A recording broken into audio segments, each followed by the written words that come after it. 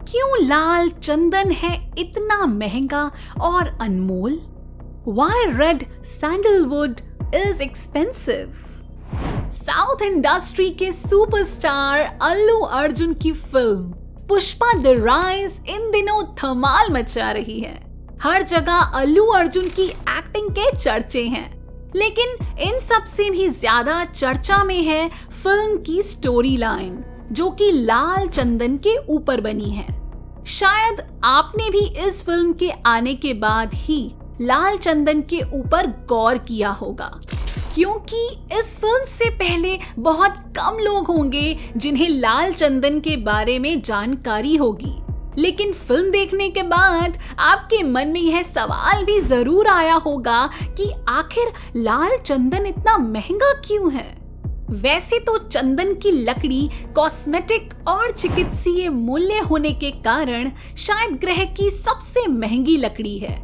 साथ ही इसकी बड़ी अंतर्राष्ट्रीय मांग के कारण इसकी सुगंधित हार्टवुड की कीमत काफी अधिक है। यह पेड़ दक्षिण भारतीय मिट्टी में, विशेष रूप से कर्नाटक और तमिलनाडु में बहुत अच्छी तरह से बढ़ता है और इसे बहुत कम पानी की आवश्यकता होती है।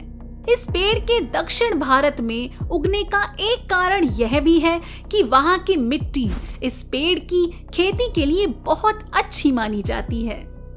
वहीं विस्तार में कहें तो लाल चंदन, जिसे सॉन्डर्स की लकड़ी और रूबी लाल के रूप में भी जाना जाता है, यह एक उच्च विनियमित लकड़ी है जो लाल रंग की होती है और इसमें औषधीय गुण होते हैं। राष्ट्रीय और अंतर्राष्ट्रीय बाजारों में लकड़ी की अत्यधिक मांग है।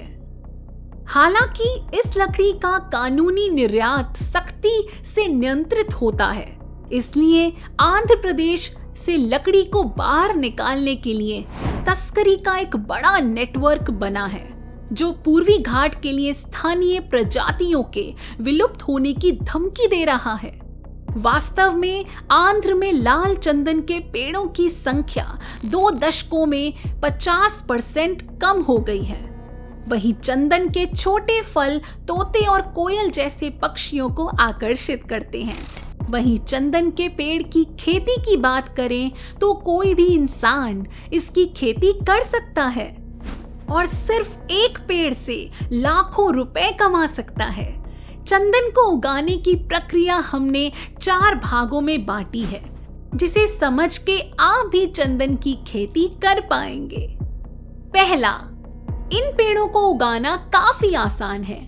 इसके लिए अच्छी धूप की आवश्यकता होती है और यह परिधि के बजाय लंबवत रूप से विकसित होती है और लगभग 30 फीट ऊंचाई और 7 से 12 इंच व्यास तक पहुंचती है।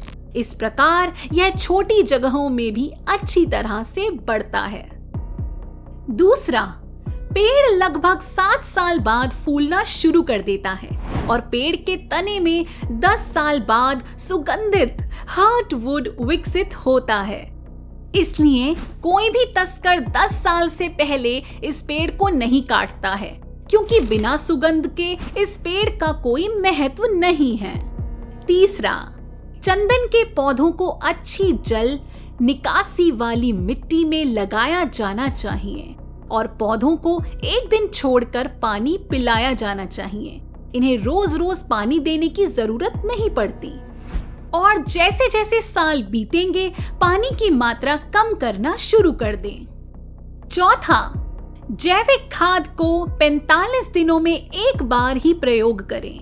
चंदन के पेड़ अर्धपरजीवी प्रकृति के होते हैं।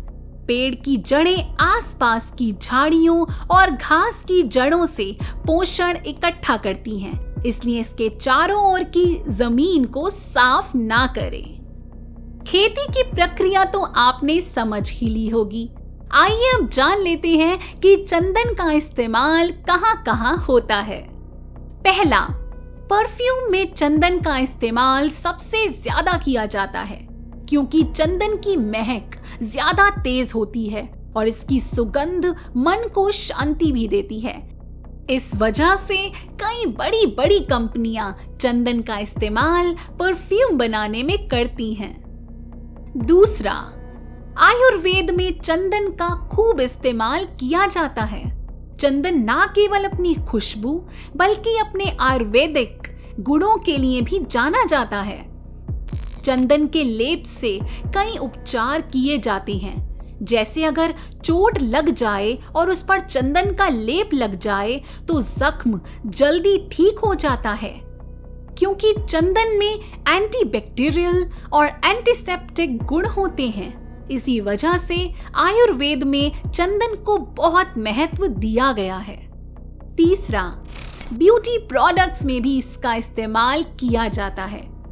आपको जानकर हैरानी हो सकती है, पर चंदन का इस्तेमाल कॉस्मेटिक्स में सबसे ज्यादा किया जाता है, क्योंकि चंदन के उपयोग से चेहरे पर ग्लो के साथ साथ पुराने से पुराने दाग धब्बे भी गायब हो जाते हैं। चौथा, इसके अलावा इसे तरल पदार्थ के रूप में भी तैयार किया जाता है।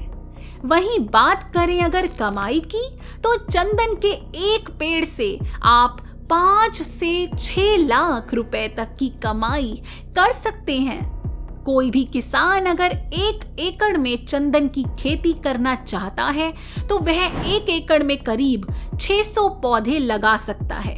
ऐसे में अगर आप 600 पौधों से होने वाली कमाई की बात करें तो 12 साल में करीब 30 करोड़ रुपए तक हो सकते हैं। इसी वजह से चंदन दुनिया का सबसे महंगा पेड़ है, क्योंकि इसकी लकड़ी प्रति किलो 27,000 के आसपास बिकती है। एक पेड़ से 15 से 20 किलो लकड़ी निकल जाएगी, जिसे बेचने पर 5 से 6 लाख रुपए की कमाई होती है। आपकी जानकारी के लिए बता दें कि 2017 में बने नियम के मुताबिक कोई भी किसान चंदन की खेती कर सकता है, लेकिन एक्सपोर्ट सिर्फ सरकार ही कर सकती है। अब सवाल आता है कि यह पेड़ केवल पूर्वी घाटों में ही क्यों उगते हैं? वह कौन सी परिस्थितियां हैं जो रायलसीमा क्षेत्र को लाल चंदन के लिए उपयुक्त बनाती हैं? विशेषज्ञों की माने तो क्षेत्र में मिट्टी बहुत अच्छी है।